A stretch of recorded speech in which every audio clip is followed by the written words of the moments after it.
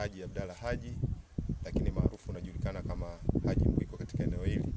Leo siku ya Jumatano tarehe 16 mwezi wa 4 mwaka 2025, kamati tendaji ya chama cha mpira wa miguu wilaya ya Mafia kikiongozwa na mwenyekiti wake Mwalimu Alfan Ngasa,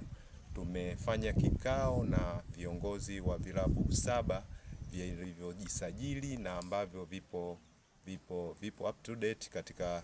kata hii ya Kilindoni. Katika kikao chetu mambo mbalimbali tulijadiliana, lakini pamoja na kutoa taarifa ya utekelezaji wa shughuli za chama cha mpira tangu tulivyochaguliwa miezi mitatu iliyopita kwa vilabu hivyo 7. Lakini sambamba na hilo tulipokea maoni na mapendekezo ya vilabu hivyo 7 ambavyo vinatokana na kata hii ya Kilindoni, ikiwa ni pamoja na uanzishwaji wa ligi daraja la 4 katika wilaya ya Mafia.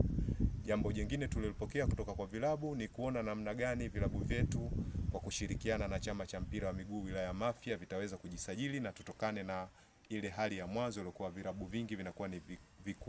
ni vikundi na sio vilabu shiriki. Kimsingi kikao chetu kilikuwa na faraja, kilikuwa na faida kubwa kwa sababu tumejadiliana, tumetambuana na tumepanga mpango mkakati kwa maslahi ya mpira wetu na maslahi ya wilaya ya Mafia. Kikao hiko kilichochukua zaidi ya masaa mawili tulimaliza baada ya makubaliano tuliofikiana kwa pamoja